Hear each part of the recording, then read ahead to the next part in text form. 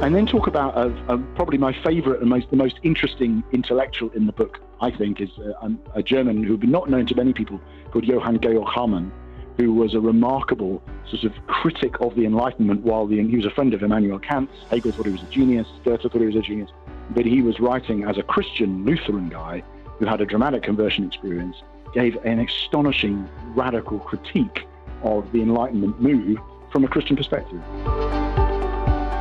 We are privileged now to talk with Dr. Andrew Wilson, and he is the author of a book that we've been hearing a lot about, Remaking the World, How 1776 Created the Post-Christian West. Now, if you've listened to Point of View any length of time, you know that we oftentimes talk about how significant the year 1776 was, because we're talking about everything from the Declaration of Independence to the fact that Adam Smith wrote The Wealth of Nations. Sometimes we even refer to some of the philosophical issues and technological issues. And as you will see, this book pulls it all together in a way that I think you're going to find very helpful. Book's been out for a while. We have information about it on our website in case you would like to find it. And again, I might just mention that Dr. Andrew Wilson has his doctorate from King's College London. He's a teaching pastor at King's Church London, a columnist for Christianity Today, has degrees in history and theology from Cambridge, from King's College London, and of course is the author of a number of books that we'll mention along the way. But first of all, Dr. Andrew Wilson, thank you for being with us today here on Point of View. Thank you so much for having me. It's wonderful to be with you. What we're going to be talking about over this next hour are the 7 transformations, the Enlightenment, the Industrial Revolution, globalization, even which is called the Great Enrichment, not to mention, of course, the American Revolution. But the thesis is very simple. 1776, more than any other year in the last millennium, is the year that really kind of made us who we are. Can you explain? Yeah, so as you mentioned, there are a number of developments that happened in this one year that profoundly shaped the way that we are today, and they interact with each other in really fascinating ways that many of us have not really thought about. I think in your nation, more than mine, people are very aware of the founding of, obviously, American democracy, but what people often aren't aware of is that the key developments that created the culture of Romanticism, or really the institutional elite leaving behind of Christianity into a post-Christian sort of phase of history, the enrichment, the economic growth, the industrial technology that you just alluded to, globalization, and then the way in which the Enlightenment seeped through into the whole of society. And that all of those developments really have landmark events, or in many ways the landmark event taking place in this one extraordinary year, which happens to be the year that your nation traces its origin story and the year that my nation lost one of its favorite colonies. But other than that, it's actually an extraordinary development for the world as a whole, but one that most of us would probably see just through the lens of a political and a democratic experiment in one particular nation. And what I'm trying to argue in the book is this is a much larger, more transformative event for the modern world, and it's very important to understanding not just why the modern world is as it is, but how Christians who want to live faithfully within that world, which is rapidly changing and challenging and that raises all sorts of uncomfortable questions for us, might benefit from knowing that backstory and understanding how the church, even at the time, learned to respond to it. So that's the thesis of the book in a nutshell. And again, these transformations kind of, as you said, remade the world, influenced the way we think about God, the way we think about our human experiences, the universe, just about everything. And so, again, very important issue. Let me, for the listeners that oftentimes like to take some notes as we go through this, to say that you use this acrostic or acronym WEIRDER, which stands for Western, Educated, Industrial, Rich, Democratic, Ex-Christian, and Romantic. And I thought that was a good way to help put that together, but it illustrates again that we're talking about not just one or two transformations, some of which we talk about even in this booklet that we've made available recently for our listeners about historical cycles, but 7 that all really kind of culminate at the same time. And again, back to your thesis, more than any other year, I think you were right, unless you want to go all the way back to when about 250 years before that, Martin Luther nailed the 95 Theses on the Wittenberg door. You've just never had anything so significant as this year, 1776. Yeah, that's exactly what I think is the case. And it surprised me when I first started looking into it, because I didn't know that invention of the steam engine, really the steam engine, and the Wealth of Nations and American democracy all came out at the same time. And I didn't know that the many, many other things that were developing at the same time within the church and outside it, intellectually and socially. So I agree with you. I think it is one of those epoch-defining years, which partly is just a really great story, because when you get these... See, the thing about the Reformation, you just use that example, is you have one very, very important development within Christianity and Europe, but it doesn't really dovetail in the same way with a massive development in technology and a massive development in globalization, and not in the same year anyway, within the same couple of generations, but not the same year. And so the joy of 1776 is, in some ways, it's a very familiar story, particularly to many people, many of your listeners, many people in your nation. But in some ways, it's a thoroughly unfamiliar story, because the vast majority of people who know the American story very well will know probably very little about what's going on in Italian cafes and English pubs and factories and Scottish, poker clubs and German, gatherings together of various romantic artists and playwrights and things. And so being able to see how those things all relate together is part of anything else. It's actually a really interesting story, I think. Whether I've done it justice is another matter, but I think there's an extraordinary confluence of events, which also then set up the way we are to live in the world now, and make it quite a sort of provocative challenge to us to think through how our current cultural moment is the product of lots of different sorts of influences. It's not just what's going on politically or intellectually or culturally. It's also sometimes what's going on socioeconomically and technologically, and all of those things come together in this particular year. And of course, all of them are still reverberating in our day now. So those of us who are trying to work out how to handle a post-Christian generation wisely, which I imagine we are, have got a lot to learn from seeing how these different things all interacted with each other 250 years ago. This is a book that I really do recommend that you get a copy of. We have information about it on our website. 11 chapters broken into a couple of sections, one on changes, then on the origins that we look at, and we'll get into those in just a minute, and then finally the responses. And I think, first of all, what we would want to do, Dr. Andrew Wilson, is talk about the W, and that, I have to say, is one that hadn't really occurred to me, even though we talk about globalization here on Point of View. You point to Captain James Cook's third voyage, and also just this idea that now we could begin to understand the world in a globalist sense. And again, a lot of that goes back to the year 1776. It definitely does. I think James Cook is a well-known figure on my island. I guess he would be I was in a musical based on his life when I was about 8 years old in a school. So he's not the George Washington figure, but he would be better known here than he would be, no doubt, over there. But it's more that these two circumnavigations of the world that he does in the previous 5 or 6 years prove enormously significant in connecting up parts of the world that had previously not really been very connected. And what I do in that chapter, and the story I find fascinating to tell, is the way in which the encounters that Western people had with non-Western peoples raised all sorts of questions for them about why some nations had what we now call development studies. Why were some of them more technologically advanced, in some cases dramatically more than others? And what is it about Western nations and the Western part of the world that enabled it to be significantly more technologically advanced than, say, the Australian Aboriginals or the Tahitian Islanders or whoever? And why is it that even some of those societies were more advanced than each other? And what's the deep roots, the sort of going back 10,000 years, as to why Western societies developed first, in the sense that they did, into industrial technology, enrichment, and some of the other things that come on later in the book? And I find that such a fascinating story, in part because you can see people in the late 18th century wrestling with it in real time.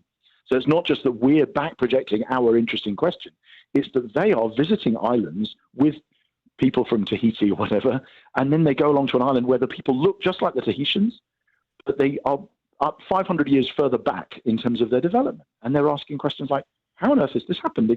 They look like the people look the same, but somehow there's something about me. Is it the land? Which means that somehow they are nowhere near as developed or advanced technologically and socially as they might be on an island that might only be a few miles away. what's the story? What is it that makes some cultures more advanced or developed than others?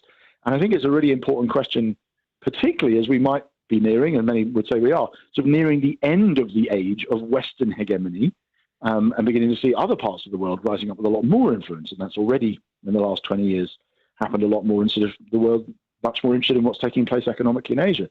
So I think, what's the factor here? What's driving this? And 1776, to me, because of those voyages and the fact you've literally got people in 1776 raising that question, saying, what is the difference between this society and that one that means they've advanced so much? It's a really fascinating window into a very complex and convoluted question, which I think in some ways bears down on all of us. Let's talk about the answer to that, and one of those, at least, is worldview. And that is, as Christians, we recognize that how you view the world, what you think about everything from whether or not you are to go out and have dominion over the creation, or whether or not you believe that you are living in a created world. Sometimes that affected everything from the rise of modern science to even the way technology was developed. And in some respects, they were asking those questions in the 18th century, and we recognize, at least from a Christian point of view, there's an answer to some of that. Absolutely. I mean, I think one of the things I'm trying to do in the book is to thread the needle between I think you basically got to do justice to two enormously important components of the story. One is the theological, ideological background of technology or wealth or advancement, if you want to use that word, development, that sort of thing, which in the West has an awful lot to do with Christianity, because as you just alluded to, that you believe in a creator God who has set up the world to run in an ordered and predictable fashion rather than capricious gods squabbling with each other about things. You have a belief in progress because you believe eschatologically in a Christian worldview. You believe that God is going to come back and raise the dead. He's going to make the world new. So you believe the future will be better than the past. And that is itself quite a fascinating idea, because in many cultures you obviously really venerate older wisdom so much that you find it difficult to innovate, whereas in Western cultures in the 18th century, people were beginning to, not just the 18th century, 17th, 16th, 15th, were beginning to say, hang on, there's stuff to learn from the old guys, but we can step forward into new things. So you've got a sort of strong theological, intellectual underpinning, much of which is, not entirely, but much of which is in very Christian influence. But you also have a lot of material advantages which Western nations had, which I get into in several of the chapters, in terms of what sound like very mundane things and boring things to some of us, but things like where wood is and where rivers are and where coal is and what sort of minerals you have under the ground and how close the minerals might be to the sea and whether or not you've got navigable rivers and how far you are from the nearest related landmass and what sort of animals call your continent home and those sorts of things, which mean that in the end, people in Western Eurasia, which is what I largely mean by the West, had advantages over much of the rest of the globe. If you were born in Australia, no matter how Christian you were, if you were in the 18th century, you simply wouldn't have come up with the technology that developed in Europe because the local animals couldn't be domesticated, the ground couldn't grow the same thing. And as a result, there's a sort of material component as well as the intellectual, theological, cultural component.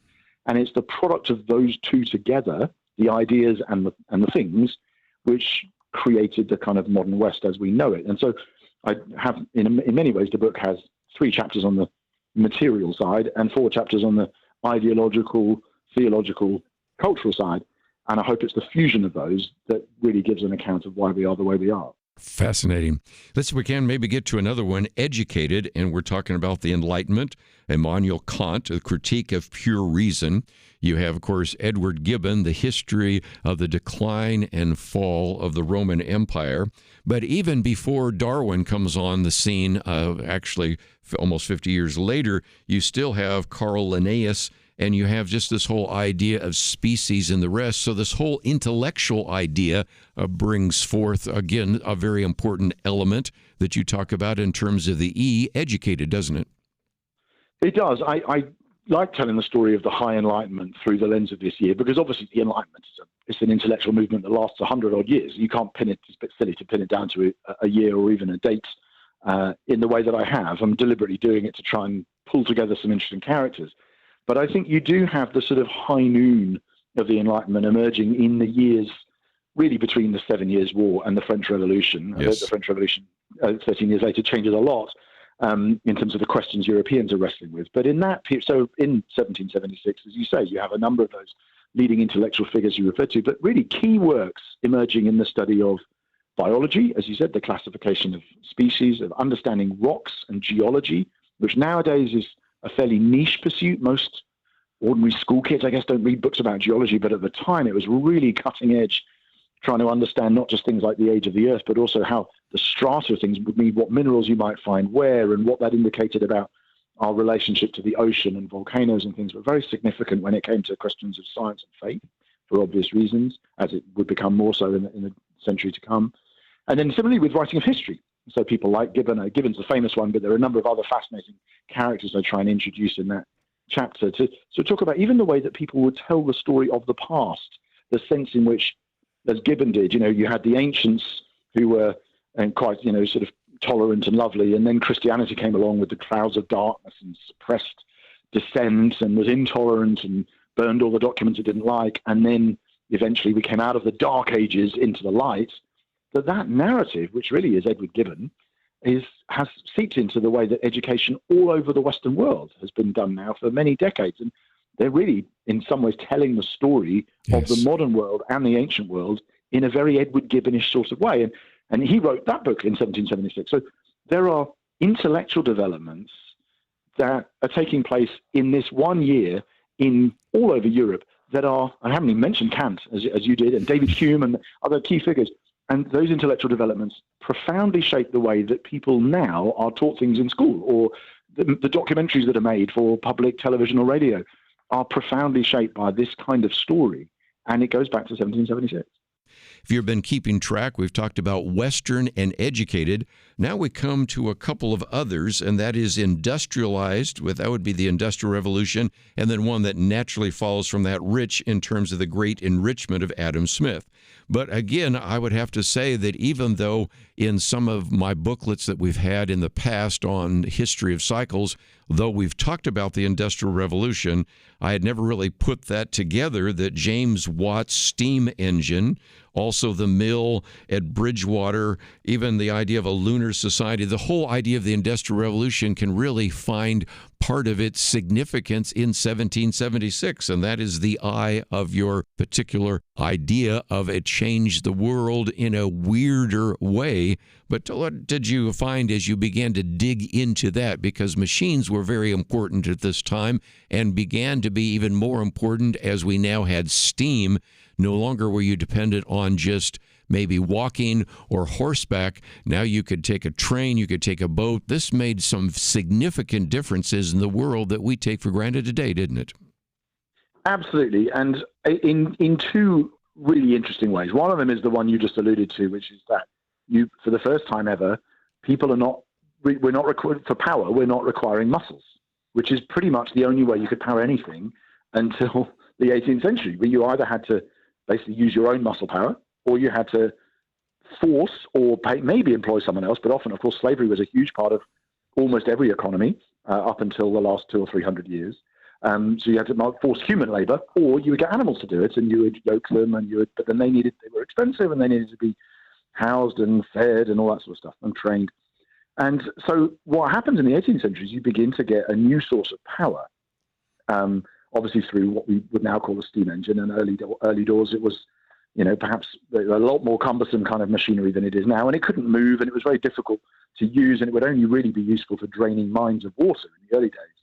But it began to introduce a new way of getting people to do things. So one of the key two developments of those machines and steam engines was that it enabled power to emerge and eventually to become transportable and much more powerful than muscles within the space of a few decades, to the point that you then, within 50 years, you've got railroads beginning to carpet Britain, and then eventually the rest of the world as well, and of course all the machinery that's followed from it. So that's one of the two vital developments.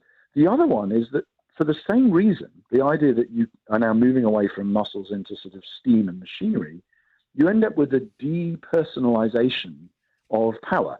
Mm-hmm. So you can now delegate work to things rather than creatures, to animals or human beings. And as a result, you can get an awful lot of objects to do work that would previously have to have been done by a person. Now, some of that's very good, because some of that means, for instance, an obvious implication in your nation was it's very significant in the move to abolish slavery in the end, because it eventually becomes possible to do lots of work without needing slaves, and therefore those who were fighting the cause of abolition were able to effectively find an alternative way of generating wealth, which made it much easier for that moral and Christian argument ultimately to get a hearing. But you also have some downsides to the depersonalization. It means that you and I are now able to interact with, to be able to get all sorts of goods and services without interacting with a person at all. Right. And we're able to, what eventually happens is you start treating human beings as an instrumental means to delivering a service or a product that you have become used to thinking about as an impersonal expectation or right or entitlement. And you and I buy all sorts of things probably in a given week without interacting with a human being. And that, although it might be very convenient, is not always helpful for the way we can think about other humans. And sometimes even the people we do interact with, we don't really treat as full humans. We treat them as just purveyors of a service or an object, which is not how people 500 years ago would interact with their neighbors. And so there are some obviously enormously powerful developments taking place in this period of history, but some of them have got a dark side, and that many of them do. And this is a good example of that we eventually, it's not just that machines replace people, but we then start treating people like machines. And that's another thing that is obviously very common. You go and visit a distribution warehouse for Amazon or whatever, you think, wow, yeah, this is kind of what's happened. And so, yeah, machinery is doing a lot of the work, but that's not all good in the way that it makes us think about and treat one another. So, yeah, some fascinating developments. And of course, I would then put a lot of that back on this, again, particular year and Watt's steam engine as a starting point. But within 50 years, we've got railways everywhere, and the modern world is, as we know it, is almost inevitability. Again, quoting from my little booklet we made available recently to you, the age of steam and railways changed the world. Up until that time, we had manpower and horsepower, trains that run on steam, and steamships changed the world, and now people could move faster, carry heavier loads. But again, technology issues both sweet fruits and bitter fruits, and the bitter one is the depersonalization and the fact that we no longer had to interact face-to-face with so many people in the commerce, which brings us very naturally to the next one, and that is what you call the Great Enrichment. And one of the things I appreciate about the book is some of the charts, Andrew, that you have there. And one of those simply shows how we were sort of caught into this, what you call Malthusian trap. And then we have the Great Divergence, or even as you have not only the increase in economic development, the increase in life expectancy, the increase in social development. And I think we can very quickly bring some of that back to Adam Smith, writing first A Theory of Moral Sentiments and then writing The Wealth of Nations, which was published in 1776. Yeah, so one of the things that fascinated me as I worked on this material, the discovery that got me was the fact that Adam Smith's Wealth of Nations was published the day after James Watt's steam engine started working at the Bloomfield Colliery. I was like, how on earth in 2 days have we seen such transformative events? So Smith is my window into that chapter because he is wrestling with how economic growth works. And obviously what he said has been enormously influential. And you can't study economics without Adam Smith, and with good reason. But what's fascinating is that he was actually describing a state of affairs that in the year he was writing it was becoming obsolete. He was trying to explain why nations don't necessarily prosper in the way that you might expect them to, and why they can't move beyond a certain level of growth, even as it was beginning to happen for reasons that had nothing to do with his book. So I don't think that Adam Smith's Wealth of Nations caused enormous economic expansion. I think it's just fascinating that in a historical period when he was writing about it, it was beginning to become superseded by events for some of the reasons we've just been talking about. I mean, Adam Smith's book didn't cause Watt to invent the steam engine. It didn't cause the steam train and all the things that followed from it to get invented. But Smith was describing how economics works and how the wealth of nations grows at a time when it was beginning to become obvious that there was a growing gulf between northwestern European nations and much of the rest of the world in terms of the amount of wealth you can generate. So the Malthusian trap, as you just referred to, is there's a sort of the idea that the more money you create, the more children people will have, and therefore the amount of average wealth per person will not go up. You'll just have, you'll use the extra surplus you generated to feed more mouths, and more people will make it through to adulthood, and the human race will always remain at roughly the same level of wealth, which is pretty much what had happened from the age of King David to the age of Shakespeare. What happens in the last 300 or 400 years, which is so unusual, is that human beings punch through that ceiling by generating a lot more power and calories and food than they needed to feed the human beings that were around. And as a result, wealth began to skyrocket, and it's still rising now.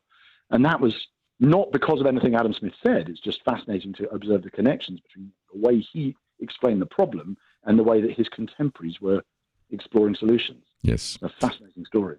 Well, let's, if we can, also move on to D, which is Democratic, the American Revolution. But you begin the chapter by reminding us that really there are only 6 countries on Earth that do not claim to be democratic. They either claim to be a democratic republic or a republic, and even sometimes that's really misleading. But we go from a time in which we sort of take for granted monarchy, and we take for granted kind of mercantilism, and we see that changing into this idea of a capitalist free market idea, but also the remarkable change where today virtually every country claims to be a democracy, and a lot of that goes back to Declaration of Independence in 1776.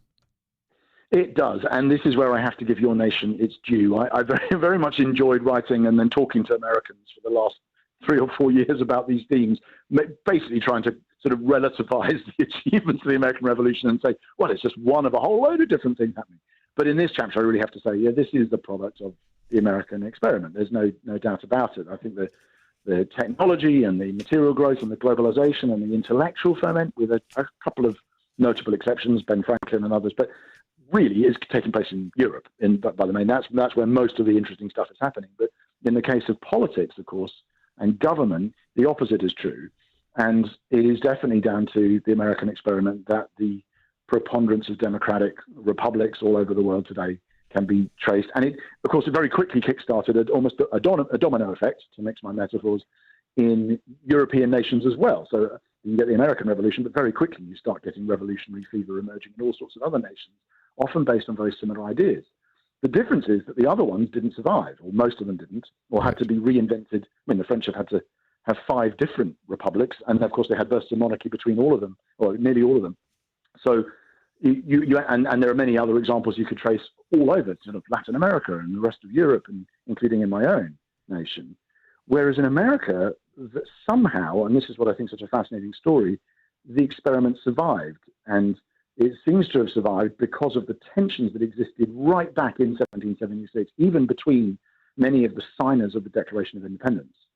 And so you end up with an argument taking place in 1776 between Thomas Paine and John Adams, both of whom think each other are either dangerous or clownish or stuck up, and all sorts of different ways. And yet actually the very fact that there were some people like Tom Paine saying, we can start the world all over again. We have it in our power to begin the world over again. People like Jefferson really saying, that nature has not ordained that some people rule over others. And so you've got very kind of quite radical democratic ideas being paired with people like George Washington and John Adams, who were saying, oh, we think there's a great danger here of mob rule, things will disintegrate. And so what we need to do is retain something sort of like a more federalist approach. And basically the dialectic between those two camps creates a nation, your own, that is radical enough to innovate and to create a new form of government, but is stable enough to survive. And that is an extraordinary kind of freak in the sense of, in the nicest possible way, a freak of history in the sense that most experiments like that blow themselves out. The French Revolution did, as the most obvious example, they ended up chopping everyone's heads off because they had the Jeffersonian Tom Paine dimension, if you like, want to call it that, but without a strong voice for George Washington, Alexander Hamilton, John Jay, John Adams, and others, who were saying something more like the sort of British Whiggery approach, which is the kind of thing people in my nation were saying at the time. But somehow you get this fusion of the French radicalism and the English Whigs, and it ends up working, and they end up signing the same declaration. They end up agreeing to the same constitution, and the result is still with us now, which in hindsight is just an astonishing historical development. We've looked at a number of issues, but I thought we would focus on two others. First of all, ex-Christian. That's the E for the rejection of Christianity. And that gets us into David Hume, really gets us into both the English and the French Enlightenment. And again, I would have to say that, Dr. Wilson, we're dealing with that even to this day with the rise of the so-called new atheist and, of course, the attack on Western ideas or even Christian ideas. And a lot of that can be traced back to 1776, can't it? Yeah, it can. And I know by now it probably sounds like a broken record. He's going to trace everything in existence back to this 1 year. But I really think with this one, there's a very, very strong case. So if you were to look at the different trajectories within the world of today, the contemporary world, with respect to belief in God or not, you would have at one end people who are confessionally Christian. They would say, like you and me, you'd say, we believe in Jesus, we love him, we believe in one God in three persons, all that. Then you have people who believe in a God, but maybe don't believe in the Christian God. And then you could, and it might be deistic, or there might be just a sort of a different sort of deity. Then you move across to people who say, I don't really believe in God, but I believe in in the beneficial impact of thinking that there is a God, or at least the Christian God, in a society like ours. And it can be, there'd be benevolent skeptics. And then you move across and find people who say, actually, I've got more problems with Christianity. I don't want Christianity to have the privileged status it does in the nation. This would be, you get quite a lot of books of this nature. And I don't believe there's a God. But when you hear their ethics, they're still basically saying, so Richard Dawkins would be like this, that it is still very important to be compassionate and kind and loving. Basically, they start listing the fruits of the Spirit when you ask them what a good life is. And then at the extreme, you might get a very small number of people saying, I want to go even further. I want to say not only is the Christian God not real, and not only is the Christian message harmful and the Christian church damaging, I am going to try and overthrow Christian ethics more generally. And I don't believe you should be compassionate to your enemy just because they are there and just because they're human. In fact, I think you need to take a much more purely naturalist view of everything and treat people in the same way that animals would, the strong eat the weak, and so on. And which is, in some ways, of course, what Adolf Hitler tried to do, which is one of the reasons why very few people today will be prepared to say they do. And my claim is that if you think about that spectrum, moving from the I love God through to the I hate the Christian God and I want to overthrow all Christian morality, all five of those positions can be found in their embryonic forms in 1776. You obviously have lots of Christians. You have lots of deists, who would be some of the people we've already mentioned in this conversation, who basically don't believe in the Christian God, but have a fairly benevolent view of what it means to be. So Thomas Jefferson would be like this. Didn't hate Christians, wasn't trying to stamp out Christianity. He just didn't share, certainly not Orthodox Christianity. Mm-hmm. And then you move across and you get some people who are more hostile, someone like Voltaire. His catchphrase, écraser l'enfant, just crush the infamy, crush the Roman Catholic Church, destroy it. But he still wanted people to believe in God. And then you move across to the more radical French Enlighteners, people like Denis Diderot, and they would be no, Christianity is a malign influence, but their moral framework is still very Christian. And then at the extreme, you have someone like the Marquis de Sade, who's also writing in this period, who is an absolutely abominable man, but he is quite self-consciously trying to undermine and overthrow Christian morality from root and branch. And so in a way, I don't think it's a stretch at all to say all five of the kind of on that spectrum I traced of people today, people you would see in the local Barnes and Noble represented in the religion, philosophy, and history sections, actually all five of those positions find their roots with people writing in 1776. And the one that actually connects to that so easily is the last one, the R, the romantic revolution, or what we oftentimes refer to as the sexual revolution. And we've had Carl Trueman on this program talking about the rise and triumph of the modern self and the strange new world. And here you really kind of continue from this idea of a Marquis de Sade. You get to Voltaire, you get to Rousseau, you get to kind of the sexual revolution, which we oftentimes put in the 1960s, but you have the first sexual revolution really there in London, don't you? Yeah, this is an attempt for me to, having given away quite a lot of ground on my patriotic roots to Americans in the previous two chapters, have to kind of try and snaffle it back. Yes, I think that obviously the sexual revolutions, any major cultural revolution doesn't happen in 5 years. The revolutions that stick take 100 years, really. Cultural change doesn't happen in that way. Right. It's not like the Beatles start writing a song and then within 5 years everyone's totally changed their morality. So the 1960s version of the story is not one I'm persuaded by. What really happens, a bit like the first sexual revolution, at the beginning of Christendom. Right. Is you end up with Jesus teaching and embodying something radically different, the early church in internalizing it, practicing it, and over 200 or 300 years, the sexual ethic in the Roman Empire begins to change so radically that the whole Western world is now dominated really by a fundamentally Christian conception of consent and all sorts of other values which people didn't believe in the ancient world. But in the same way, at the end of Christendom, you have another sexual revolution, the second sexual revolution, which really begins in the late 18th century and hits the mainstream, if I can call it that, in the 1970s or 1980s, or even in the 2010s, and starts being legally recognized in some ways in the last 10 years. What you're seeing is people now putting things on their flags or in their Supreme Court decisions that were really being thrown out there for the first time as radical suggestions in the 1770s and 80s. And so I think that's not all I'm doing with, I think Romanticism as a movement is actually much more interesting than just the sexual component of it. But that's the one that in our modern day hits us the most visibly, probably. And of course, as Carl Trueman would have no doubt said when he was with you, that those things are not existing in isolation. They are expressing a particular view of human identity, of what it is to truly be a human person, of things like authenticity and sincerity and self-expression, which are also coming from the books and the plays and the poems and then eventually the music and poetry that's being written by people like Goethe and his friends and Rousseau and others, and obviously cresting really at the beginning of the 19th century. So I think that sort of sexual revolution in London, coupled with the Romantic revolution in the way people began to write and express themselves, was an enormously important enormously important part of explaining why the modern world has the view of sexuality and selfhood that it does. One last point just before I let you go, and that is you recognize that there are possibilities for this post-secular, kind of Christian world that we find ourselves in, and it does seem to me that that's all the more reason to understand where we came from and how, as faithful Christians, we can begin to be, once again, the salt of the earth and the light of the world.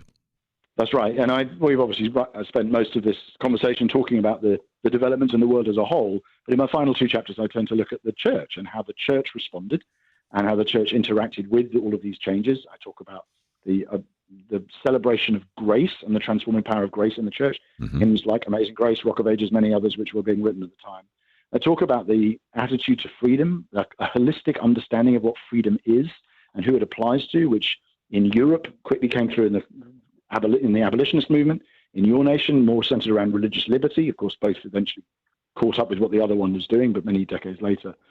And then talk about probably my favorite and the most interesting intellectual in the book, I think, is a German who had been not known to many people called Johann Georg Hamann, who was a remarkable sort of critic of the Enlightenment he was a friend of Immanuel Kant. Hegel thought he was a genius. Goethe thought he was a genius. But he was writing as a Christian Lutheran guy who had a dramatic conversion experience, gave an astonishing radical critique of the Enlightenment move from a Christian perspective. And so I try and introduce a number of these kind of characters to show how not only in the Church of 1776, but the Church of today, by leaning into Christian distinctives on grace, freedom, and truth, can serve the world by both confronting and actually encouraging the world with a Christian vision of reality in which grace is not only a possibility, but a certainty when we come to God in faith, in which freedom is totally holistic, and it's not only for the outside of the person, but the inside as well, and in which truth is not just a fantasy that we now move beyond into a post-truth, alternative facts kind of world, but one in which we can say with a straight face, no, there is a truth, and is found in the Lord Jesus Christ. And actually, if you're going to have a world built on the foundation of truth at all, it needs to be on this one. And so I hope that the book finishes with a sort of hopeful spin on a really fascinating story, namely that the church has got a lot that we can learn from our ancestors 250 years ago as we look to serve the world we live in now. Dr. Andrew Wilson, outstanding book, great interview, and I really appreciate you giving us an hour today. Thank you so much. Lovely to be with you. Thanks for joining us. And I hope you again have appreciated all that we've talked about today. And don't forget that if you would like more information about what we're talking about, you can find it at the website pointofview.net. That's all we have for today. We look forward to seeing you next time right here on Point of View Highlights.